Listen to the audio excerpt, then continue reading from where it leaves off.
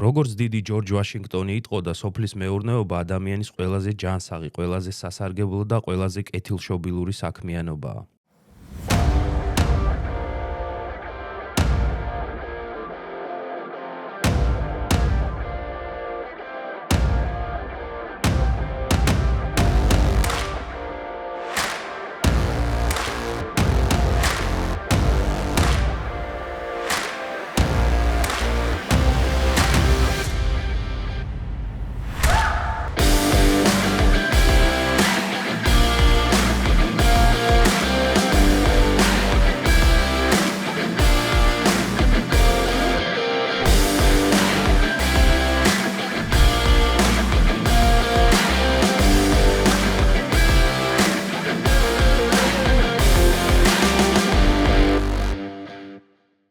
საზოგადოებაში მუდმივად არსებობს კითხვა თუ რა ხორცს ვჭამთ და საიდან და როგორ მოდის ის ჩვენს უფრამდე. იმისათვის რომ მეტნაკლებად უპასუხოთ ამ კითხვებს, აგრონომენმა გადაწყვიტა ეწვიოს მეხორცული საქონლის ფერმას და ადგილზე გავარკვიოთ თუ როგორ იზრდება მეხორცული საქონელი. რით კვებავენ, რა გარემოშია, როგორია საქონლის ფერმის პროცესები. და ვნახოთ რა გზას გადის ხორცი სანამ ის სუპერმარკეტის დახლზე აღმოჩნდება. მანამდე კი გავარკვიოთ თუ რატომ არის ხორცი ასეთი მნიშვნელოვანი ადამიანის კვების რაციონში და გადავხედოთ სტატისტიკას. თუ შენ ამ ვიდეოს უყურებ, ესე იგი გაინტერესებს იმ ხორცის ავან-ჩავანი, რასაც მიირთმევ. ხო და დაალაიქე ეს ვიდეო, გამოიწერე არხი და ჩაუჯექი, რადგან ამაზე სხვაგან არ მოგიყვებიან და მით უმეტეს არ გაჩვენებენ. ხო, კიდე ის ხომ იცი, რომ ყოველას გამომწერზე აგრომენი დარგავს ერთი ხის ნერგს და თუ არ გაინტერესებს ხორცი ან ვეგეტარიანელი ხარ, ამ კეთილ საქმეში შეგიძლია დაგვეხმარო და გამოიწერო არხი. მოკლედ დავიწყოთ. რატომ არის ხორცი ასეთი მნიშვნელოვანი ადამიანების კვების რაციონში? ხორცი ადამიანისთვის ძირითადი საკვებია ათასობით წლის განმავლობაში და ამის მიზეზი მხოლოდ ტრადიცია ან გემო არ არის. ის საკვები ელემენტების უმნიშვნელოვანესი წყაროა, რომელსაც სხვაგან ვერ პოულობთ. ან ვერ ითვისებს ორგანიზმი იგივე ეფექტიანობით. ხორცი შეიცავს ყველა აუცილებელ ამინომჟავას, რომელთა მიღებასაც ჩვენი ორგანიზმი ვერ ახდენს მცენარეული ცილებიდან. მცენარეული ცილები ხშირად არასრულია. ამიტომაც სპორტსმენები, ბავშვები, ორსულები და მოხუცები განსაკუთრებით საჭიროებენ ცხოველურ ცილას. ხორცი B12 ვიტამინის ერთადერთი ბუნებრივი წყაროა. B12 არის B ჯგუფის ერთ-ერთი ყველაზე მნიშვნელოვანი და შეუცვლელი ვიტამინი, რომელსაც ორგანიზმი ვერ აწარმოებს და აუცილებლად უნდა მივიღოთ საკვებიდან, რომელიც საერთოდ არ არსებობს მცენარეულ პროდუქტებში. ეს ვიტამინი აუცილებელია ნერვული სისტემისთვის, ტვინის ფუნქციონირებისთვის, სისხლის წარმოებისთვის და დნმ-ის სინთეზისთვის. ვეგეტარიანელებს მუდმივად უწევთ მისი დამატებით მიღება, რადგან ბუნებრივად მხოლოდ ხორცშია. გარდა ამისა, მას აქვს ზედმიწევნით მაღალი ბიოშეღწევადობა, რაც ნიშნავს იმას, რომ ორგანიზმში სწრაფად იშლება, მარტივად იხსნება და ყველა ფორმით შეიწოვება. ხორცი ძალიან მდიდარია უნიკალური ბიოქიმიური ნივთიერებებით, რომელიც მცენარეებში არ გვხვდება, მაგალითად,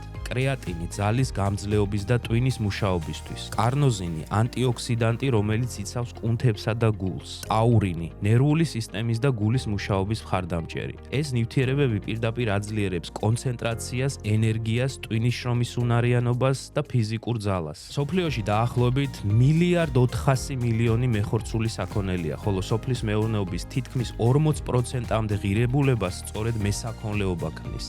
საქართველოს სტატისტიკის ეროვნული სამსახურის ბოლო გამოქვეყნებული კვლევის მიხედვით, საქართველოში 2024 წელს 812,000 მსხვილფეხა რქოსანი იყო, საიდანაც დაახლოებით 450,000 სახორცე წარმოებისთვის განკუთვნილი. დასაკლავი საქონლის 97% ჯერ კიდევ ოჯახური მცირე მეურნეობები აწარმოებენ, ხოლო ორგანიზებული ფერმებიდან მხოლოდ 3%-მდე მოდის, რაც იმას მიანიშნებს, რომ ამ სფეროში დიდი პოტენციალია და შეგვიძლია პირდაპირ ვთქვათ, რომ მეხორცული ფერმერობის დაწყება პერსპექტიული საქმეა. თუმცა ამას მიწის საძოვრების და სადგომის რესურსი სჭირდება, რაც ასევე ძალიან რთული ასაწყობია. ახლა ვნახოთ იგივე სტატისტიკა უშუალოდ საქონლის ხორცზე. 2021-დან 24 წლებში 21, 24, 23 და 27,000 ტონა საქონლის ხორცის წარმოება მოხდა, საიდანაც დაახლოებით 82% ისევ ოჯახური, მცირე მეურნეობებიდან მოდის და მხოლოდ 18% ორგანიზებული ფერმებიდან. აქაც ნათლად ჩანს ინვესტირება მიღების პოტენციალი. გადავიდეთ სასურსათო ბალანსზე. ოფიციალური სტატისტიკის მიხედვით 2024 წელს ადგილობრივად ვაწარმოეთ 27000 ტონამდე საქონლის ხორცი. 12000 ტონა შემოვიტანეთ იმპორტით, 2000 ტონაზე მეტი გავიტანეთ ექსპორტით. ჯამში ქვეყანამ მოიხმარა 36000 ტონამდე ახალი საქონლის ხორცი. რაც შეეხება ერთ სულ მოსახლეზე მოხმარებულ ხორცს წელიწადში, საქართველოში ეს მაჩვენებელი საშუალოდ 10 კილოგრამია.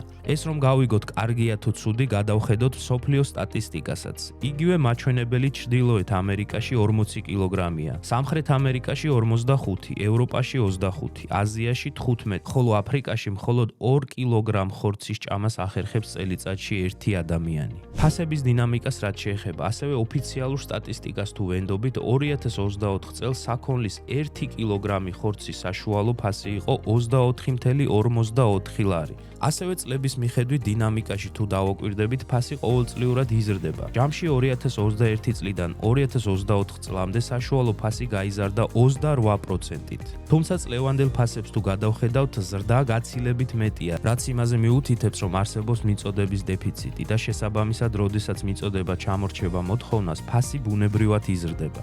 რა არის ახალი ხორცის ალტერნატივა? იმპორტირებული იაფი გაყინული ხორცი, რომელიც დაახლოებით 6000 ტონაზე მეტი შემოვიდა 2024 წელს და რომლის საშუალო ფასი 15-დან 17 ლარამდე მერყეობს. იმ კითხვაზე, რამდენად ვაკმაყოფილებთ საკუთარი ბაზრის მოთხოვნას, პასუხი არის შემდეგი. თუ ავიღებთ ბოლო 2024 წლის სრულ მონაცემებს, ადგილობრივ წარმოებას, იმპორტს და გაყინული ხორცის იმპორტს ჯამში 42000 ტონა მოხმარება გამოგვდის. საიდანაც მხოლოდ ადგილობრივი ხორცით ვაკმაყოფილებთ 27 ტონას, რაც 64%-ია. და ახლა ჩვენი ტრადიციული რუბრიკა. თუ რა მოხდებოდა ერთ დღეს ხორცი რომ გაქრეს. კახელები ვეღარ მოხარშავდნენ თანთალა ხაშლამას და ნივაც გაუცვლელი დარჩებოდა. გაქრებოდა გორის კატლეტი, ნუ მხოლოდ პიურე რაღაც საჭმელია. ხინკალში 100% ღორის ან ცხვრის ხორცი იქნებოდა. თუმცა აღარ ვინერიულებდით ხორცის მაღალ ფასზე და რადგან მეთანის გამოყოფაც შემცირდებოდა, გლობალური დათბობაც აღარ იქნებოდა. ეს ხუმრობით და ახლა სერიოზულად. ხორცი რომ გაქრეს, პირველივე თვეში დაიწყება მსოფლიო მოსახლეობის მასობრივი კვებითი კრიზისი. ეს პირველ რიგში მძიმედ იმოქმედებს ორსულებსა და ბავშვებზე. B12 ვიტამინის დეფიციტის გამო დაქვეითდება ტვინის ფუნქციები. ცილის დეფიციტით მოხდება კუნთოვანი მასის შემცირება, გაუარესდება გლობალური ჯანმრთელობა და საბოლოოდ მოხდება სოფლის მეურნეობის კოლაფსი. ეს არის თქო სტიკი, რომელთაც ეს მე ამას ახლოს მიგაკ, ასკანერებს და კითხულობ რა ამას. ამას რო ასკანერებ, ანუ შენ შეგვიძლია მაგათად დღეს აუცერი. ეს ინფორმაცია შეგყავს ამაზე და ამაზე. ეხლა გავაკეთე ესა და ეს და კავშირი ამით შეგყავს. ჩვენ გვაქვს კომბინირებული საკვების საწარმო დედოფლის წყაროში. მაქვს გრანულატორი. გრანულატორი ვამზადებ ამათმა რაც უნდა ჭამონ კონკრეტულად. ახალი ტექნოლოგია რაც გვაქვს, ჩვენ ვიყენებთ ნამჯას.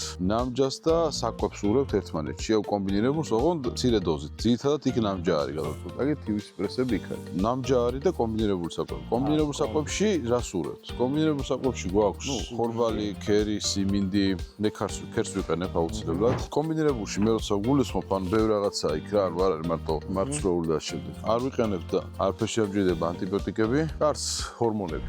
სტიერს რაც არის, ანუ ამერიკას სტეიკები რაც არის, ეგ არის დაკოდილი, რომელიც საქართველოს ჩვენ არ ვყავთ. სტიერს, დეკეუ. არა. დაკოდილი საქონელი. არა, იცი როგორ არის? საერთოდ პაპაჩემისაგან ერე ვიცი რომ ბუღა ხო არის?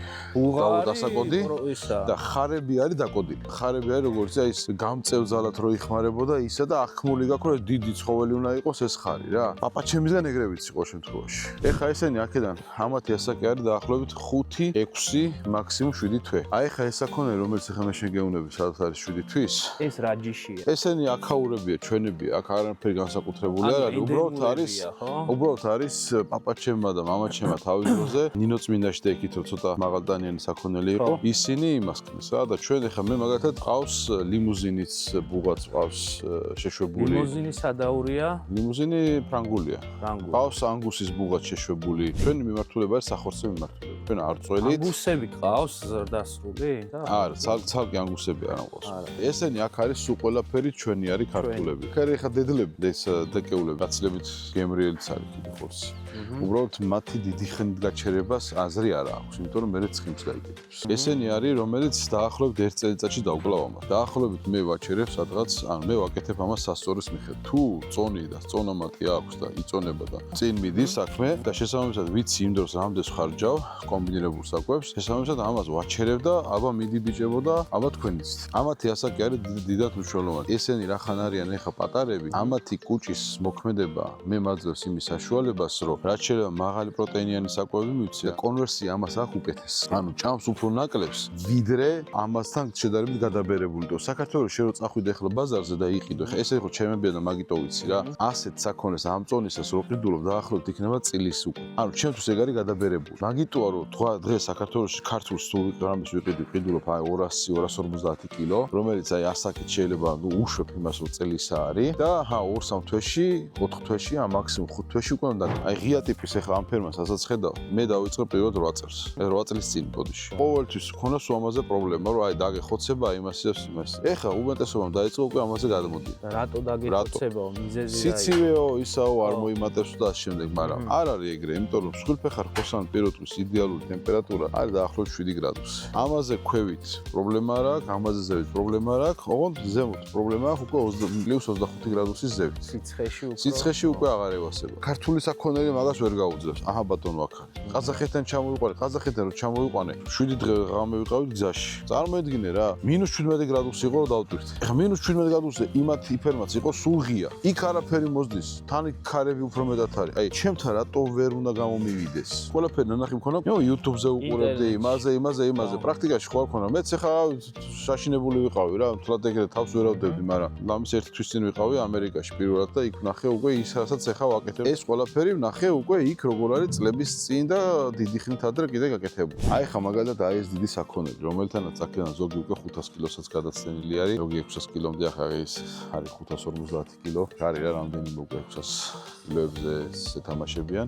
აი ხა ესენი ჭამენ დღის განმავლობაში 6 კილოდან ნახევარ გრანულირებულს და შერეული მიქსი რაც არის, გამოზით 4 კილო ნახევარ. დღეში ჭამენ 11 კილოგრამ საკვებს. ეხლა ესე. იმის გამო რომ ამათი ასაკი არის ნაკლები, ამათი კონვერსია არის კარგი და კმაყოფილდებიან ამით. თორე მეც როგორც კი უყრი, ერთი ტომრით მეტი როგორც კი მივეცით, დატოვეს რა. აღარ შეჭამეს. ხო, ეჩვევა ეგ სტაბილურ კვებას და ნორმირებას. და კილო 300-დან კილო 500-მდე არის ახლა ამათში საშუალოდ ღიური წონამატი რა. აი ხა ამერიკაში ხოთაშორის საინტერესო ის არის, რომ ამერიკელებთან შედარებით წონამატი მქონდა მე უფრო მეტი. ისინი საკუთარ იყენებენ სილოს, რომელიც აქვთ იაფი. ანუ თავიანთივე ისაც აქვთ, რა ქვია, ნაკვეთები, ყავთ სილოსი და გაცილებით სილოსი უჯდებათ იაფი. და მაგიდან გამომდინარე, ისინი ხმარობენ სილოს გაცილებით დიდი რაოდენობით. ამ ძირითადად ესენი არიან თივაზე და ამ გრაუნდს უბრალოდ ეჩვევიან. გადაყვანის პერიოდი გვაქვს ხოლმე ამათი, იმიტომ რომ ესენი მინდვრიდან, ხო, ესენი მინდვრიდან არიან შემოყვანილები. აქედან გამომდინარე, თავიდან ის არის რა, ყველა ეხლა წონაშიც დაიკლებს, გახდება, აცრებს უკეთებთ ამ პერიოდში, თავიდან ესეთი რთული პერიოდი აქვს ამათ გასავლელი. და ახლა 2 კვირის მერე ესენი დაიწყებენ უკვე შეჩოვას და ის არიან? ესენი არის დაახლოებით 5, 6, 7 თვე. ანუ ხბოს რა პერიოდის მერე აშორებთ? აი ესე ვაშორებთ. დაახლოებით არა 4 არა, უფრო 5, 6, 7. უფრო წესი და კარგი იქნება 6, 7 თვე, მაგრამ ზოგიერთ ცოტა ადრეც ვაშორებთ ხოლმე, იმიტომ რომ ფიზიკურად ახლა ყველას ეგრე სათაუთ ვერ გადმოიყვან რა. და მაგ პერიოდის განმავლობაში რითი კვებებია? დედასთან არიან და თივაზე. დაბადების შემდეგ ძით კვება რა პერიოდი ჭირდება? ეგრე 5-6 თვის განმავლობაში არის ყველაზე ოპტიმალური კარგი ვარიანტი, როდესაც ანუ ნახე მე საერთოდ მაგას ვიძახი ხოლმე და რატომღაც ჩვენთან იმაშვებიან. ჩვენ არ უნდა ვწველიდეთ ჩვენ ქართულ საქონელს. აზრი არა აქვს მაგას და არის ძალიან დაბა ერთია რომ აი ვიღაცა მეტროს აი იცი რა 15 ლიტრიანი 15 ლიტრიანი არის ერთი თვე მაგრამ შენ ლაქტაცია ჩვენ ძროხას აქვს ძალიან ცოტა 5-6 თვე ხო რა ლაქტაცია აქედან გამომდინარე ის არ არის მომგებიანი და ამას ვიძახი ამას ვეუბნები რომ ხალხო ამას ნუ იმაშვებით არ შეიძლება მასე რა ამას ჯობია რომ დედას არ ავაცილოთ დედასთან იყვნენ ესენი ჭამონ რძე დალიონ იყვნენ ბედნიერები იმიტომ რომ მაგაზე კარგი დასაზრდელი საკვები არაფერი არ არის დედის რძე და დედასთან ყოფნა ამათი 5-6 თვის განმავლობაში უფრო ძლიერები უფრო სწრაფად იზრდებიან უფრო დიდები არიან და შესაბამისად მე რო აქეთ გადმომყავს უკვე ის 1-2 კვირას რო ჩავაგდებთ მე უკვე ისე გაიტანენ ხოლმე მოდიან და მოდიან მე მოფრინავენ რა ამათ უკვე 2-3 თვეში ერთხელ გავწონი ხოლმე აღარ ჭირდება თაწონა რეალურად რა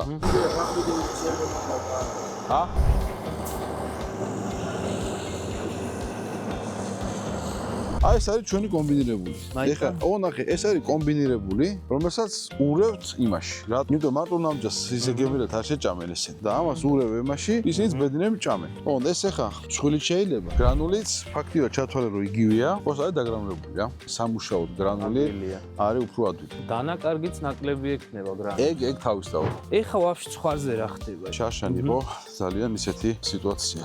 რუმინეთი გაიკეტა, რუმინეთში ქონდა დაავადება და მე მოაწდნენ ყველა არაბები ჩვენ საქართველოს მოაწდა. აიწია ფასმა.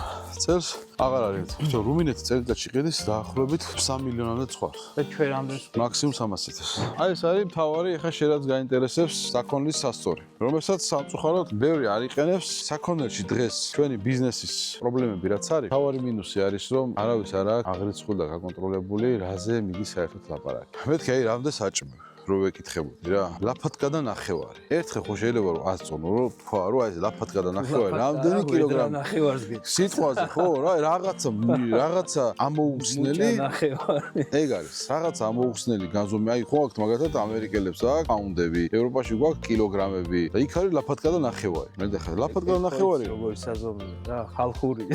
ხო, საქონელი ახალ მიღებული რომელიც გითხარი, ეგენ ამაში უნდა გავატარო და უნდა გადავცრა. და რო გადავცრა, შენ წარმოიდგინე თან უნდა ავწონოთ. ეხლა თავის დამჭერ. აი ამითი ვიჭერ ბუღას, ნახე აი ესე ხო არის?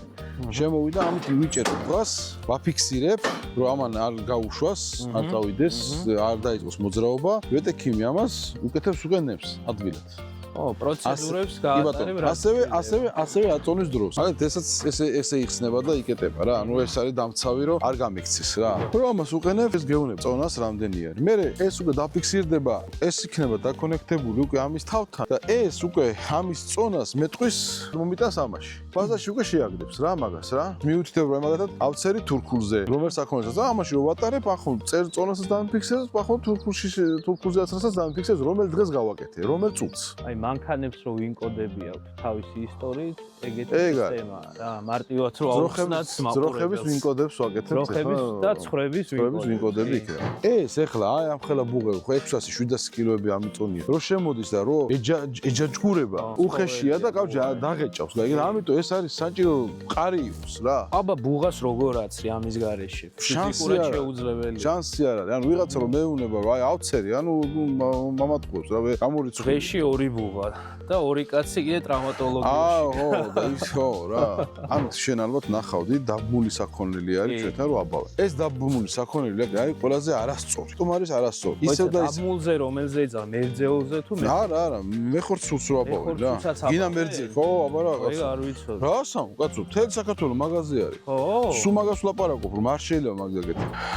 რო აბავენ და რო აჩერებდა, რო აჭმევ იმ აი სიმინდი და იმაზე რა მაგალითად ხო? ის აფუებს, ანუ ცხიმს აძლევს მეც, ანუ 3-4 თვეზე მეტი იმის გაჩერება არ შეიძლება, რომ მე უკვე სალაში მიდის საქონელი. აქ ჩვენ ვცდილობთ რა, ჩვენ გვინდა ხორცი მეტი იყოს. დღეს ჩვენი მთავარი მიზანია გავიგოთ რა ხორცს ჭამთ საქართველოში და რეალურად საიდან მოდის ეს ხორცი ჩვენ სუფრამდე. მაინტერესებს ზოგადად, ანუ საქართველოში შენი მონაცემებით გამოცდილებით, რამდენია ეს მსხვილფეხა საქონელი, რაც თქვა მეხორცული ჯიშები და ვაკმაყოფილებთ თუ არა ჩვენს შიდა მოთხოვნას და თუ არ ვაკმაყოფილებთ რომელი ბაზრებიდან შემოდის ხორცი. დაგმაყოფილებით უკვე ვეღარ ვაკმაყოფილებთ, იქიდან გამომდინარე საქართველოსდან ყოველ წელიწადს დაახლოებით 100,000-დან 2 წლის წინ 170,000 სულიც იყო მსხვილფეხა ხორცანი პატარები გასული, რომელიც გადის ხბორები, დაახლოებით არის 100-დან 160 კილომდე მაქსიმუმ გადის ერაყში და იქ მე ისინი ასუქებენ და იქ კლავენ.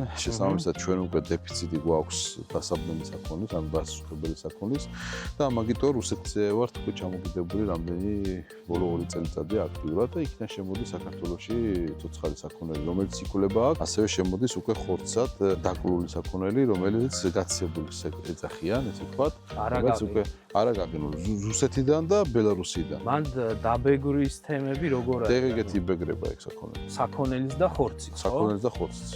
ქართული არ იბეგრება. და აი შენ როგორც უყურებ ახლა თქვა, რამდენად კონკურენტუნარიანი ამ პირობებში ქართული საქონელი და ქართული ხორცი. ქართული საქონელი და ქართული ხორცი კონკურენტუნარიანი იმათთან ვერ არის. თუ ისინი ყველაფერს აკეთებენ უпростоრად თუ ყველაფერს გააკეთებენ სწორად, მაშინ კი ბატონო. მაგრამ ხშირი არის ხომ წონას დაბარს ჩაწერენ, იქ ფას დაბარს ჩაწერენ და ნაკლები გადაიხადან რაღაც თავის თქო მაქინაციები, რომელიც მაქვეყნებს ახასიათებს. აქედან გამომდინარე რაღაცა დონეზე დღეისობით მოუყვებიან, მაგრამ თავარი პრობლემა რა არის? საქონელი არის, რომელიც ცუდად იზრდება, მაგას რა თქმა უნდა ვაბრალებთ გენეტიკას, მაგრამ არ არის მხოლოდ გენეტიკის ბრალი, ანუ წეგანაც მითხარი არის. თავარი ერთ-ერთი ის არის, რომ ჩვენ არასწორად ვზრდით სასუქებელ საქონელს. დღეში ერთ ხბოს სჭირდება დაახლოებით 5-დან 6 ლიტრამდე რძე. გლეხი ამას რო წველის დედას დილითაც და საღამოც მაქსიმუმ ლიტრას უტოვებს, ან თითო ცურს უტოვებს ყველაზე კაი შემთხვევაში. ხბოს, ანუ მას რეალურად აკლდია და ნაკლებს ღებულობს და მას უწევს უკვე სხვა საკვებით უნდა შეივსოს, ხო, აი მთივით ასე შემდეგ. მე ვიღებ თუ გაღებულ ხბორებს, რომელსაც უკვე ბავშვი დიდი აქვს, ასე შემდეგ, მაგრამ არის პატარა. ნაკლები ხორცები ნელ-ნელა ვითარდება, რომელსაც მე მაგის თავის თელი ისე მაქვს ხომ რა ქვია, პროცედურა რომ ეგენ ცოტა აზაზე მოვიყვან.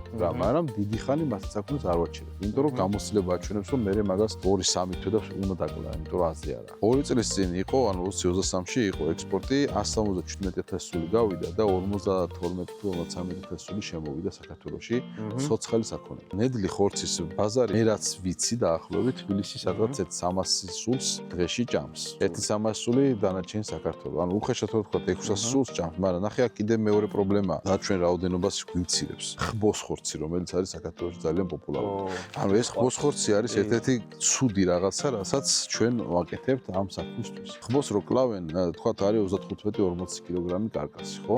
ეს 35-40 კილოგრამიანი კარკასი ჩათვალე რომ დაახლოებით 5-6 თვე თუნდაც მოდი ავიღოთ 1 წელი რო გაგეჩერებინა იქნებოდა უკვე 250-300 კილო კარკასი. ანუ ჩვენ რეალურად ერთი ძროხის ერთი აი ასეთის იმას შევწირეთ 10 ხბო. აი ფოსფორიც უნდა შემოვიდა. კი ბატონო, ფოსფორიც უნდა შემოვიდა. ანუ საერთოდ ბიზნესი ყველაფერს თითო იცი როგორ არის? მე ყოველ შემთხვევაში ასე ვშვები. ანუ მე ხბოს ნაკლები არ ერთიც ვერასაც ვყიდით, ხბოს ვიძახილეს ჩემი არ არის, რომ მე ამას არა, ეგ სწორი მიდგომაა. არა, უბრალოდ მოთხოვნა, ვერ გაიქცევი რა. დაკვლის მეთოდს აქ დანიშნულობა, მაგრამ მოგეუბნები, ანუ ერთ-ერთი ვარიანტი რაც არის, აქედან მიყვავს ხოლმე დამის 100 კილომეტრში რა. სადაც შედარებით კი ბატონო, მე რა ხდება? შენ სანამ ამ პროცედურას რო გავი, სანამ დაკლავ, მაშინ უნდა აწონო ცოცხალი წონა. მერე რო დაკლავ უკვე, რო გასუფთავდება და ასე შემდეგ, მაცივარი უნდა გამოიაროს და მერე უნდა აწონო. რატო უნდა გამოიაროს მაცივარი? მაცივარი იმიტომ უნდა გამოიაროს, ეგ არ არის მხოლოდ იცი რა, ეს ზამთარია და მას მაცივარად უნდა ეგ არ არის. ის უნდა თავის ტემპერატურაზე დავიდეს, მერე დასამუშავებლადაც კი მნიშვნელოვანია. ხორცის ნაჭრების კი, ხორცის ნაჭრების დასამუშავებლად. ანუ ამასაც დიდი მნიშვნელობაა. მერე აქ დიდი მნიშვნელობა წონა რო შენ სწორად განსაზღვრო, რამდენი პროცენტი გამოვიდა. ანუ მაცივრიდან რო გამოდის, მაშინ უნდა აწონო. რა მაშინ უნდა შეაფარდო უკვე მისი ცოცხალი წონა და ხორცის წონა რამდენი პროცენტი გამოვიდა. შენი გამოცდილებიდან რამდენია საშუალო გამოსავლიანი? 55%, 57% ეს არის ჩვენი საქონლის, თუმცა მიმიღია 61-იც. დაკვლის წინ აწონას ვერ ვაკეთე, მაგრამ ფერმაში ვწონი აქ.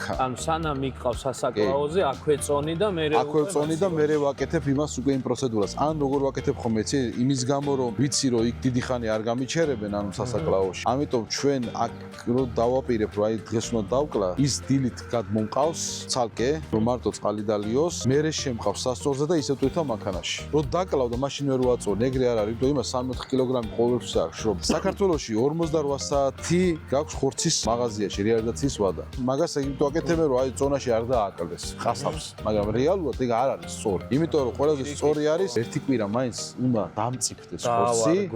კი, იმიტომ რომ ძალიან ბევრი სხვადასხვა დაავადებისაგან დაგიცვას მე ამან შენს, იმიტომ რომ ის ბაქტერია და ის ცოცხლობს იმ სისხლში, რა ქვია, იმ ყველაფერშია, ბედნიერია კიდე, ჯერ კიდე ცოცხალია და უნდა დააცადო იმას რომ მოყდეს. გასაღების ბაზრები სად არის ძირითადად და როგორ ხდება ამის რეალიზაცია მომხმარებლამდე მიტანა? ჩვენი რეალიზაციის წერტილები გვაქვს, მაგრამ ძირითადად აქ არის სეგმენტი ესე არის დაყოფილი, ანუ გამსუქებელი ტიპი არის, მერე არის ესე ვთქვათ სასაკლაო ან ადამიანი რომელიც შეიძლება სასაკლაო იმისი არ იყოს, მაგრამ მიყავს სასაკლაოზე, კლავს. მე ვითუმე რა. ხო, მე ვითუმე და მე უკვე თბილისში ბარდება აგლაძეზეა ძირითადად მაცივრები რა, ძირითადად წერტილები ეგ არის. ანუ სუპერმარკეტებში მიწოდება სუპერმარკეტებში ხდება თუ პირდაპირ არა, პირდაპირ სასაკლაოდან წესით არც უნდა გადიოდეს, მაგრამ ნუ შეიძლება კიდე რაღაცა ეგრე არის, ხომ უცებ კეთდება, მაგრამ სუპერმარკეტებში აგროჰაბს იმას თავის სტანდარტები აქვს და ის გაცილებული უნდა იყოს ხორცი, დაახლოებით 6 გრადუსამდე მაინც უნდა იყოს ჩამოყვანილი და მაგას ვერ გააკეთებ 48 საათიან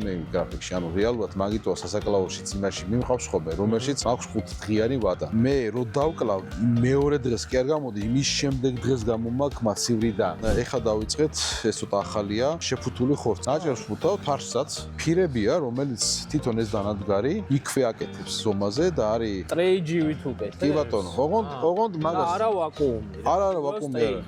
ვაკუუმი არ არის. ვაკუუმს ახლა მე შეხედულება არ აქვს ისეთი ახლა და საქართველოში დაბურხო ამას არ იმას იზავენ და თავიდან იყო ხოლმე ნახევარი ბრუნდებოდი. ხალხს არ ესმოდა და ეხლა სტაბილურად დაიწყეს ყიდვა ამ პროდუქტის, იმიტომ რომ რეალურად ეს არის მე ვფიქრობ მომავალი, იმიტომ რომ კასბების რაოდენობა ქვეყანაში პრობლემაა. მაგიდან გამომდინარე მირჩევნია რომ ერთ ადგილას ვაკეთო, დაჭრა, დაფასოება, იმას ცენტრალიზება და ამას მერე ვატყობ დისტრიბუციას ვაკეთებ. და ოქსიდაციაც ნაკლები ექნება, აი დახზე რო ხედავთ ხოლმე ნაცრისფერი როა ხორცი თქვა რაღაც დებისგან თუ ოქსიდაციის. ის შეიძლება არაფერი ცუდი არ არის, მაგრამ ანუ მაინც ვიზუალურად არ გინდება რომ ის იყიდო. ეგ გადაფუთული უკვე ოქსიდაციაც და ფერის დაკარგვაც ნაკლები ექნება. შენ გაქვს დიდი გამოცდილება ამ სფეროში. ალბათ საქართველოში თუ ამ სფეროში ვინმეს რამის გაკეთება უნდა, ერთ-ერთი პირველი შენ გაახსენდები. შენი აზრით რა არის სამი მთავარი რაღაცა, რაც არასდროს არ უნდა გააკეთო, როცა ამ ბიზნესი წყება, ამ ბიზნესში ხარ და რა არის სამი მთავარი რაღაცა, რომელიც აუცილებლად გასაკეთებელია შენი აზრით? რაც არ უნდა გააკეთო არის რომ მაინდა-მაინც ხვებს მოусმინო რომ ვიღაცა მაგარ ფულს შეულობს.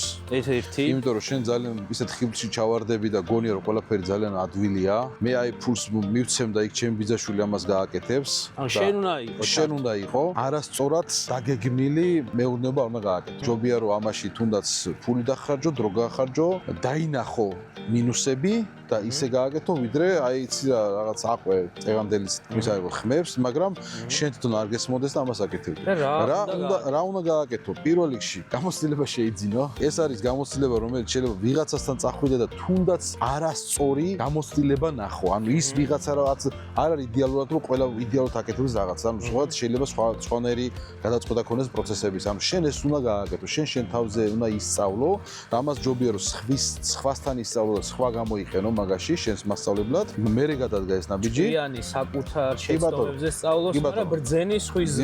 ეგ პრინციპია. ეგ არის პრინციპი. მეორე რაც აუცილებლად უნდა გააკეთო არის რომ უნდა აღრიცხო და უნდა თვალო. როგორც არ უნდა შენთვის საზარელი საშინელი ციფრები იყოს ხოლმე ხანდახან, მაგრამ უნდა იპოვო მიზეზი და მერე ამით გამოასწორო და მაგისთვის რაც უნდა გააკეთო არის სწორად დაადიზაინერო ფერმა, რომ სამუშაო პროცესები იყოს მარტივი, ადვილი. მე მაგალითად 1600 ბუღა მომივლია აი ამ ტრაქტორით და ამ საკვები მიქსერით 4 კაცით. ამ დროს საქართველოში 4 კაცი ჭირდება ხოლმე ასულიან ფერმას. წარმოიდგინე ყველაფერი შეგიძლია ამ სფეროში გააკეთო. ხარ გადაწყვეტილების მიმღები და შენ განაგებ ქვეყნის პოლიტიკას. რა იქნება ის პირველი სამი მთავარი ნაბიჯი, რასაც გადადგამდი? კონკრეტულად მე საქონლეობაზე მაქვს საუბარი. გაცილებით მეტროს დავხარჯავდით ენერგიას ალბათ რომ უფრო მეტად ამეხსნა ადამიანებისთვის რომ რა არის სწორი. ამისთვის ექსტენციას აქვს ჩემი აზრით დიდი მნიშვნელობა და არა მხოლოდ უცხოელი ექსპერტების და ვიღაცების ჩამოყვანას, არამედ საქართველოში თუნდაც არასწორი და შეცდომის მაგალითების კარგად გააზრება და გაზიარებას აქვს მნიშვნელობა. მერე უკვე დავგეგმავდი ამ მიმართულებით დაფინანსებას ხელშეწყობის კუთხით ისე რომ ადამიანს რომელმაც ცოდნა და გამოცდილება მიიღო, მე იმას უფრო ადვილად მივცემდი ფულის რესურსს და ავათვისებინებდი ესე თქვა ფულის რესურსს. თუ მას არ აქვს ესე თქვა რაიმე ტექნიკა, აი მაგალითად თუ ვიღაცას უნდა რომ ჩამოიყვანოს ანგუსები და სადედე საქონლები. არ შეიძლება შენ იმას გინდა ბაგმა, გინდა ხელისუფალმა რა მშობა, რომ ფული მისცე, თუ მას არ აქვს თავისი საკუთარი საძოვარი ან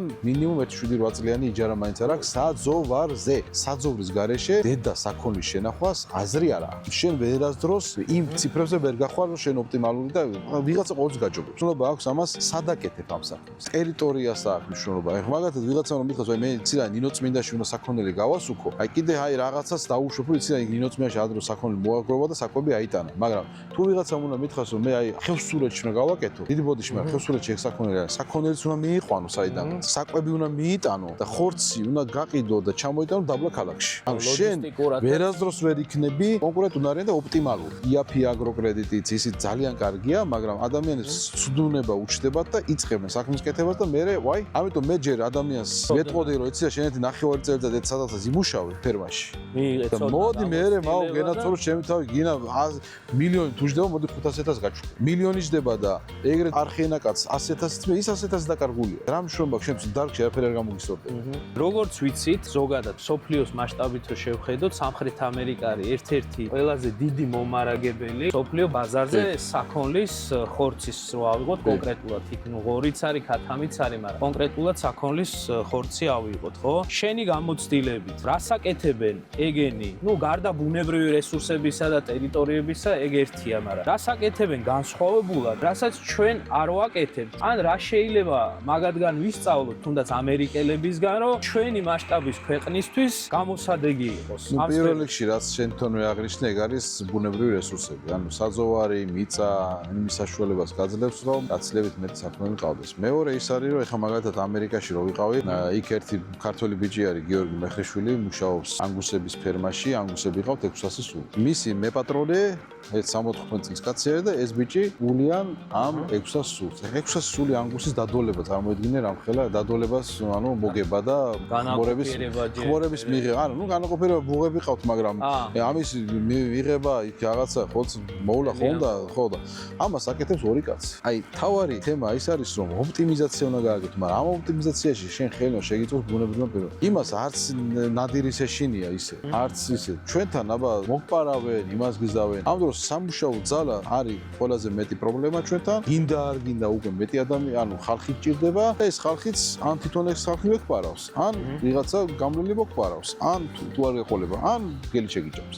ანუ არის რაღაცები, რაშიც მაგალითად იმათ უპირატესობა ჩვენს მიმართ, ჩვენთან შედარებით აქვს. და ოპტიმალური ზომა ფერმის სასუქი საქონლის რა არის, რომ იმის საშუალება ქონდეს, რომ ის ინვესტიციები თუნდაც ამ აპარატში ჩადო, მიქსერში ჩადო, კამერებით აღჭურო და ის დაიცვა, ის ოპტიმიზაცია გააკეთო, რომ მე თქვა კონკურენტუნარიანი იყოს შენი თვითმიღებულებას და ასე შემდეგ. აი, რამდენი მარტივად რო უთხრა, რამდენი სულიანი ფერმა მინიმუმ არის დაახლოებით 200-დან 300 სულამდე ფერმა უნდა იყოს იმისთვის, რომ ოპტიმალური იყოს და ამ ღია ტიპის ფერმას კარგი რა აქვს, რომ შენ შეიძლება დღეში 3-ჯერ აჭმევ, დღეში 2-ჯერ აჭმევ, დღეში 3-ჯერ აჭმევ, მაგრამ მხოლოდ საჭმელზე ხარჯო შენ დროს, ამ შეიძლება მაქსიმუმ იყოს აი 9 საათიანი პროცედურა. ვიღოთ რომ 3 საათი გაქვს დღეში ეს თუ ამ საქმეს და მაგრამ შენ არ ხვეტაო. მაგაზე შეიძლება ტრაქტორი მოიყვანო, ან ბობკატი მოიყვანო, წელიწადში ერთხელ დაახვეტინო და იმას ქნა. ანუ რეალურად აი ეს არის ოპტიმიზაცია, რაც შეიძლება, არა. ეხლა შენ თუ მეტყვი რომ იცი რა, აი 300 სულიანი ფერმა, 300 სულიან ფერმაზე მასე ტექნიკის გარეშე მაგას უკვე ვეღარ გააკეთე. მაგრამ შენ უკვე 300 სულიან ფერმას ტექნიკას თუ გამოიყენე, მაშინ უკვე 300-400-ზე მეტი უნდა გააკეთო, იმიტომ რომ ამას მეტი შეუულია და რატო უნდა გააკეთო რა. უნდა გამოცდილებასთან ერთად უნდა გაიზარდო და არა წეგანაც გითხარი. 8 წლის წინ დავიწყე 14 სული ყავდა პირველად რომ მეყენა ესე ვთქვათ სუქებას. დაახლოებით შემეძლება 3000 სული ერთდროულად ყავდეს. და 14 სული და 3000 უნდა. და რატო გადაწყვიტე საერთოდ ამ სფეროში ჩართვა? რამდენი წელია რა ჩართული ხარ და რატო გადაწყვიტე? რა იყო შენი мотиваცია? წინაცხოვრებაში განათლებით იურისტი ვარ, TSEO-მა დამთავრებული. მე ფოლკლორში და ხელოვნებაში ვიყავი, არტ-გენზე, იმაზე. კი ბატონო, დაკვრა არა, მაგრამ სიმღერით ადრე ბანი. მაგ სფეროშიც ვიყავი, მაგრამ 2009 წლიდან დავიწყე ცხვრის ექსპორტი. ის პერიოდია პირველად მე გავაკეთე ეს საბუთების, ისინიც ყველაფერი და იქიდან მოყოლებული ცხვრის ექსპორტი იყო. просто ცხვრის ექსპორტი იყო სეზონური საქმიანობა. ხო, მაგრამ საიდან დაიწყე ეგ ექსპორტი? ან რატო დაგიჩნდა ეგ სურვილი? დედაჩემმა მითხრა, რომ მამაჩემს მაშინ ცხვარი რო ყავდა და ძალიან დაბალი ფასი იყო რა და აი იმებს ინტერნეტი თუ რაღაცებს ხო იცნობ ქართველებს ირანში ფერენელებს და იმებთან მაკაცობდი და იქნება ვიღაცამ აი ირანში ცხვარი უნდადეს რომ მივიკითხე მოვიკითხე იქა ზოგს თორნიკია ფანიაშვილი ჩემი მაკაცი ფერენელე ქართველია იმას ავკითხე იმას და იმან მე ხომხა თურქეთის ქართველებიდან მოვიდნენ არაბები რა ასე თქვა და რომ შემოვიდნენ ეს არაბები მაშინ პირველად მეც არ ვიცოდი რომ მეუბნებოდი 20000 სულიანი გემი ჩამოვიყვანოთ თუ მეთქი აი რავი ან გემი საერთოდ არ ყვანო ნანახი და აი მაშინ დავიწყე და 16 წლის წინ იყო რა 40 წლის ვარ ახლა 24 წლის ვიყავი მამა ჩემი ხნავდა თესავდა და ასე თქვა ახლოს ვიყავი მაგ თემასთან მესმოდა რაღაცა და მაინც დავიწყე ერთი თანამშრომელი მყავდა გივიძია პოპიაშვილი ეხლა დაახლოებით მოკითხვა გივიძიას ეხლა დაახლოებით 250 კაცი ყავს სასაქმებული დაახლოებით ამ გადმოსახედიდან რა შეცვლი და აი მე არ მეყოფა გადაცემა არ მეყოფა მაგადაწყვეტი გადაცემა არ მეყოფა იმდენი შეცდომა მაქვს დაშვებული ყველა რომ მოგიყვა თავარი შეცდომა აი თავარი შეცდომას არ დავარქმევთ ყველაფერს სწავლობ გამოცდილებამ თავარი ის მომენტი, რასაც სხვანაირად გააკეთებდი. მიყვარდა ხოლმე აჩქარება და სწრაფი იყავი, როგორც ყველა ვიყავი, რომ ქართველები კი ბატონო და თან მით უმეტეს როცა ხედავ, რომ გეფი დიდია, ვიღაც რაღაც არაკეთებს, ვერ აკეთებს და შენაა და უცებ და შევარდებოდი ხოლმე და ბევრჯერ დამხია უკან, მაგრამ სამაგიეროდ ბევრი გამოცდილება დამიგროვდა და ეხა უფრო სხვანაირად გეგმა ხოლმე და უფრო მეტად ვაანალიზებ, თუმცა მე სხვებისგან განსხვავებით შემიძლია რომ ადამიანებს გავუზიარო ჩემი გამოცდილება და შეცდომები და სამწუხაროდ ყველაზე მეტად რასაც ვნანობ ხოლმე არის იმ დაკარგულ დროს, რომელიც დავკარგე თუნდაც სხვებისთვის რაღაც სახსნაში, როდესაც წავიდნენ და მაინც ისე სისულელე გააკეთეს, რაც შეუღნობდი რა უნდა გააკეთო. მაგას გამიცდი ხოლმე რატომღაც დღემდე, რომ აი გეუბნები, რომ აი ეს არ ყველა ფიქრობდა რომ ისე მე რაღაცა სხვა კომერციული ინტერესი მაქვს ამაში ან რაღაც. თუნდაც რომ მქონდეს მაგას ცუდი რა არის, მაგრამ სამაგიეროდ რა არის, მე მან სხვა პრობლემას ვხედავ. მე შენ რამდენი ხანი დავკარგე შენ და აგიხსენი რაღაცა, შენ რატო არ გააგრძელი ამაზე ფიქრი და იპოვიდი შენ თვითონ რომ ბექ ამას მართლაც გეუბნება. შენ აღარ გააგრძელე და უბრალოდ სხვა ვიღაცამ რაღაც გითხრა, აი ცილა ის კი არა, ეგრე უნდა აჭამო. და აი უცებ უნდა მაგას აკეთო და აი ზერელეთ გაიგე და აი აქ არის უკვე რომ მე თავში ხელს რო წაიშენს ადამიანი მე ზოგიერო მოვიდა და ბოდიშიც მაიხადა თქვა რომ შემეშალო, მაგრამ ზოგი აღარც მოდის, იმიტომ რომ გონია რომ ავი ხა მე აქ რაღაცას დავცინებ თუ რას ვაკეთებ. საკუთარი ეგოები ვერ დაძლიეთ. აი ეგ არის ჩვენი ერთ-ერთი პრობლემა საქართველოში, ქართველების. და სწორი ნაბიჯი გადადგი მაშინ რომ ამაში ჩაერთე, აი დღევანდელი დღიდან განსახილველი. რა თქმა უნდა. და რას ურჩევდი ახალგაზრდებს, ვინც აი ხა გვიყურებს ზოგი, ვიღაცები აკომენტარებთ ხოლმე რომ აი ამდენი მიწამა, რა გავაკეთო, რა დავთესო თუ რა მოვიყვანო თუ ფერმა გავაკეთო თუ ასე შემდეგ. რას ურჩევდი ახალგაზრდებს? განსაკუთრებულ ახალგაზრდებს ურჩევდი რომ გაითვალისწინონ, მოусმინონ, ალაპარაკონ, თუნდაც სისულელე მოისმინონ თავიანთი წინათაობიდან, მამები, პაპები და ასე შემდეგ. მეტი ინფორმაცია მიიღონ, მაგრამ ხშირად არ დაუჯერონ რაღაცაში. ოღონდ კიდე ერთხელ ვიძახი, უნდა იფიქრო, არა შენ რომ იფიქრო სწორად დაუჯერო თუ არ დაუჯერო, ეგ უნდა მოგცე შენ გამოცდილება. ამიტომ იმის ნალაპარაკები, თქვა მამის ნალაპარაკები, რომ შენ გადაიყვანო, გადააკონვერტირო, შენს გამოცდილება უნდა მიიღო. იმიტომ რომ ხშირად შეიძლება სწორს გეუბნება, ხშირად შეიძლება ვერ გეუბნება სწორს, იმიტომ რომ მასაც არ აქვს, ანუ სიახლეებთან წვდომა წინათაობას ესე არ აქვს, მაგრამ მას აქვს ბევრი სხვა ისეთი გამოცდილება, შენ შეიძლება ინტერნეტში მოусმინო, უყურო და ვაიმე რა მაგარია. ხო, YouTube-ზე ვაიმე რა მაგარია და წახვიდე და გააკეთო. არა, იმასაც უნდა მოусმინო, მაგრამ შენ გამოცდილება რო გექნება, უკვე ადვილად დაინახავ შენს მიზნებს. ასე რომ გავითვალისწინოთ ეგ ყველაფერი დღესთან ინფორმაციის ზღვა არის, აკრიფეთ ნებისმიერ თემაზე. ზღვაში არის, აი ხა მაგათ ძალიან ბევრი მიგზავნის ხოლმე, რაღაცა დანადგარია, ცხარი შედის და გამოდის გაპარსული. ნუ კაი, ხო უნდა მიხვდორო ეს AI ეს ნაჩალიჩარია ფერმის მართვაში. ჯერ არა, მაგრამ აი ესენი ყველაფერი, არა, რეკომენდაციებში კი.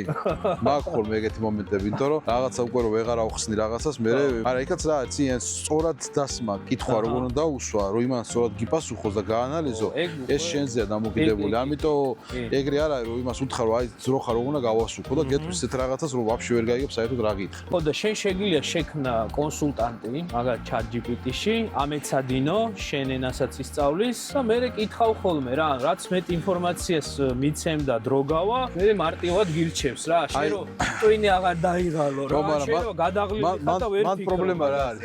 იცი რომ იმის დროც არ მაქვს რომ მოვხდე. ეხლა ის მომეცადინო კაცო.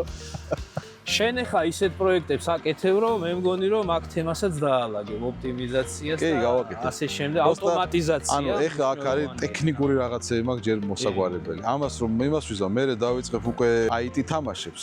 მე უკვე იმას ვიზავ რა, თორე ჯერ ახლა ტექნიკურად არ ვამცად მაგისთვის. ო, ნუ ბაზა უნდა გქონდეს პირველ რიგში, რომ აი ვიღაცასთან აი ეს რო არ დავაროტკები რო არ ნახო ადგილზე სადღაცას. ანუ აქ საქართველოში ვერ ამიხსნას ვერავის. ეხლა ჩემთან 1-2 თვის მერე მექნება ეს საკვებური ახალი, აი საკვების ის რაღაცა და მე ვაპირებ, რომ ეს რაც მე შენ გითხარი, რა მაგას რო გავაკეთებ. მე რავი, გამოვაცხადებ ღია კარის დღეს, რა, პროსტა ცოტა ისე იქნება, ახლა დახურული იქნება და აღარ იქნება, ხალხს ესე ვერ შემოვიყვან, მაგრამ ისე გავაკეთებ, რომ აი იქიდან ვაჩვენებ მთელ პროცესს. ვისაც ეს აინტერესებს. სასწავლებელზე, პროფესიულზე ყوار გიფიქრე. მინდოდა ამის გაკეთება აქ. წინა ბოდიში, წინა ვიდეოში განახეთ, ფერმა კავკასია, შვეიცარულ ქართულის ფაქტიურად პროექტია, სადაც მიდიხარ, იქ ცხოვრობს, სწავლობ მუშაობდა, ну ფაქტობრივად საბაზისო ცოდნით, მოკლევადიან პროგრამებით გამოდიხარ, რაღაც საბაზისო გაქვს უკვე. რეკლამა რო არ ყოფილიყო, არ მაგით არ ვახსენე, მაგრამ ერთ-ერთი სადაც შეიძლება რომ ადამიანები წავიდნენ და ეგ სადაც ვიძახოდი რომ გამოცდილება ცოდნა მიიღონ, არის ზუსტად ეგ პლანტახოფის ფილიალია ჩათვალე საქართველოში. პლანტახოფის ფილიალია. და მიხო სიმონიშვილს ძალიან დიდი მადლობა ვაფშე მაქსაკისებისთვის და მეც მაქვს რა, ასე თქვა მაგაში რაღაცა თავის ძროზე წვლილი მის შეტანილი და ძალიან მიხარია, ძალიან მიზერი, აქ დიდი არაფერი, მაგრამ ძალიან დიდი საქმე გაკეთა თავის ძროზე, რაც მიხომ გააკეთა და მაგიტომ ყველას მინდა რომ აი უთხარო წავიდეს, უნდა ნახოს ეს ყველაფერი, როგორ კეთდება. აქ ხო არ გინდა რამე რომ გავსი ქონა მანდამდე მივარ, მანდამდეც მივარ. იბატონ step by step. აქ იქნება. ანუ მე მინდა რომ აი მაგალითად აგრარულ სახა თავარი პრობლემა რა აქვს, ხო მაგალითად რომ არ აქვს თავისი ბაზები რა. მე მინდა რომ შევთავაზო რომ მოდი აი შენთან ახალგაზრდა ამოვიდა სოფლიდან, სახლი არა აქვს, თბილისში უნდა იქირაოს, ჩააბარა ვეტერინარზე. აქ შევთან იმუშაოს, შენთან სასწავლებლად მოვიდეს ხოლმე. სამაგიეროდ ამას მე უკვე ისეც გადავამზადებ, რომ აქ აი ტრაქტორზეც იმუშავებს, ყველაფერზე იმუშავებს. ანუ იქ არ იქნება რომ იცი მე ეტექი ვარ, კაროჩე და იმ არტონებს უნდა უკეთო. ყველაფერზე და ამას უკვე ისეთ გადაგიმზადებ აქ მე შენ ისეც კაც გაგავდან რომ შენ რომ მოგინდება ასეთ ფერმის გაკეთება ატესტატივით ექნება რომ ბექასთან აქ ნამუშევარი ტვინში ხო გამოცდილება აბარა თორე მე დიპლომს ვაფშე საერთოდ არ უყურებ დიპლომი არ მაინტერესებს ავიდე რომელ უჯრაში მეც ეგრე იურისტი ვარ მაგრამ რა თქმა რა მოკლედ მადლობა წარმატებები და პირველი მე შევაჯამებდი ესე რომ ცოდნაზე დაფუძნებული გადაწყვეტილებები გამოცდილებასთან შეზავებით და მე შეგიძლია რა ნებისმიერი საქმე რო ავიღოთ ხო მარტო მესაქონლეობა არა ეგ არის უნიკალური პრინციპი ხა ჩვენც ბევრი რამე არ ვიცით ხა ბექამას დარწმუნებულა დადის გამოფენებზე და შენი ვიდეოებსაც უყურებ და ახალ ცოდნას იღებს იმიტომ რომ თქვა საკუთარი ბიზნესი აინტერესებს უნდა დახვეწოს და კიდე ერთი რაც არის რომ აი გაზიარებაო რა ბევრი ფერმერი არ აზიარებს და გონიათ რომ ვიღაცა წაართმევს ამ ცოდნას რაღაცა კონკურენცია პირიქით რა რაც უფრო ეს სფერო ბევრი წარმატებული ადამიანი იქნება ამ სფეროში უფრო განვითარდება მეტი რესურსი შემოვა მეტი ინვესტიცია დაინტერესებული პირები და ასე შემდეგ რა ასე რომ აი ეს პრინციპები უნდა დავიცვათ მაგას მეუნებია რომ შენ კონკურენტებს რატო ასწავლი და რატო უზიარებო და მე არ ვთვლი მაგას რა იმიტომ რომ დღეს მე სადაც ვარ ამას დღეს რომც მოგიყვა და გაგიზიარო შენ კიდე 1-2-3 წელიწად დაგჭირდება რომ ჩემამდე მაინც მოხვიდე პირიქით მინდა რომ შეეც ისაც რო განვითარდება ერთად რო ვილაპარაკებთ ერთმანეთს ხარს დავუჭერთ მე მგონია რომ არა გვაქვს შენ ერთი აი სულ ყველაფერი ყველამ რომ მოიწადინოს და ყველას მაგრად რო გამოვიდეს საქმე ერთი 10 წლის მერე შეიძლება გახვდეს და შენ ერთი კონკურენტები აი ყველაზე აი როგორ გეუნები იცი აი ყველაზე ოპტიმალური ყველაზე ისეთ იმაში 10 წლის მერე გახვდეს როგორ გაიტანე ხო არა ნუ აღარ გავაგზავნოთ მაგას საუბარი პროსტო მე და შენ რო კონკურენცია მოგვინდეს 10 წლის მერე გახვდებით მე შენ კონკურენტები ყველაზე როგორ გეუბნები რა რაღაცა ისეთ ვარიანტში რა მაქვს საკონკურენტო ხო და შე რო ხარ თქვა ახალი თქვა შეხედულების ადამიანი პროგრესზე ორიენტირებული ჩვენ მაინც მემკვიდრეობით გადმოგვეცა ის რომ აი ხა ასაკს რო შეხედო ფერმერების რა თითზე ჩამოსათვლელია ახალგაზრდა ადამიანები თქვა შენი ასაკის ჩემი ასაკის ვინც ამ სფეროთ მართლა რო დაინტერესებულია და არა რომ აი წავედი ხა აი კარტოფილი უნდა დავთესო წელს წალკაში და ფული ვიშოვო და მე გადავარდნილები რამდენია ერთი პროექტი გვაქვს ეგეთი ჩვენს ყოველ 100 გამომწერზე ჩვენ ვალდებულება ავიღეთ რომ დავრგოთ ერთი ხის ნერგი. მიზანია 15000 გამომწერზე ავიდეთ დაახლოებით შემდეგი წლის მარტი-აპრილისთვის და დავრგოთ 150 ხე. ასე რომ ჩვენც რო რაღაცა ღირებულება შევძინოთ თქვენ დახარჯულ დროს უესფერო არ გაინტერესებთ მარტო იმიტომ უნდა გამოიწეროთ არხი რომ თქვა წვლილი შეიტანოთ თუ სურვილი გექნებათ ამ კეთილ საქმეში რა და ჩვენს დაგვეხმარებით არხის განვითარებაში და ეხლა ჩვენი მიზანი რა არის ხო ყველა ხო მოცლილები კი არა ვართ კაცო ჩვენი მიზანია რომ მეტი ინფორმაცია გავავრცელოთ მეტი ახალგაზრდა ეხლა იმდენ კომენტარებს წერთ ხოლმე და გაინტერესებთ და მათ შორის ახალგაზრდებს რომ ორი კაციც ერთმა კაცმაც რომ რაღაცა ღირებულება შეიძინოს აი ეხლა ჩვენ რა ვიდეოს ჩავწერეთ და განახეთ ხო ეგ იქნება ვიტყვით რომ შედეგია რა ხო მივიდა იმ სწორ ადამიანამდე რა რავი რამეს ხო არ დაამატებდი არაფერი შრომა გვაქვს საცევი ბევრი გვაქვს საშრომი და ყველაფერი კარგად იქნება. შრომა და ერთმანეთის არაშური რა. ცოტა უნდა გამოიწეროთ, მაგრამ კიდე ერთხელ ვიძახი, თუ კი ვიღაცა რაღაცას შეძლებს და გამოგივა, აუცილებლად სხვას გაუზიარეთ და ეს გამოწერაც ერთ-ერთი საშუალება მაგისი, რომ ესე იგი კიდე ვიღაცა დაინახავს ამ ვიდეოს და უფრო მეტი ადამიანი გაიგებს. ცოდნაც და ვიდეოც შეიძლება გააშიეროს. კი ბატონო. რომოდის პროდუქცია აქ ვინახავთ, რომელიც საათზე მოვიდა, რომელიც რიცხვში არის დამზადებული, საქონელი, ღორი, რამდენი გრადუსი აქვს, ვარგისიანობას, ვიზუალური. ეხლა დავიწყოთ ხორცის დამუშავება. ეს არის საქონლის ბარკალი და უნდა მივიღოთ ვაშლა სტეიკი. გასუფთავდება და ეს ვაშლა სტეიკი რო აუხსნათ მაყურებელს რას ნიშნავს? ვაშლა სტეიკი არის ყველაზე უცხიმო ნაჭერი, ბარკლის ნაჭერი, რომელიც არის ძირითადად სტეიკისთვის მზადდება. საყაზბოში რა გრადუსზე უნდა შემოვიდეს ხორცი? დაახლოებით ყველაზე მაქსიმუმი არის 4, ანუ 4-ზე ზევით არ უნდა იყოს. 4 გრადუსზე თქვა რა პერიოდის განმავლობაშია რეკომენდირებული ამ ხორცის შენახვა? 48 საათია ძირითადად.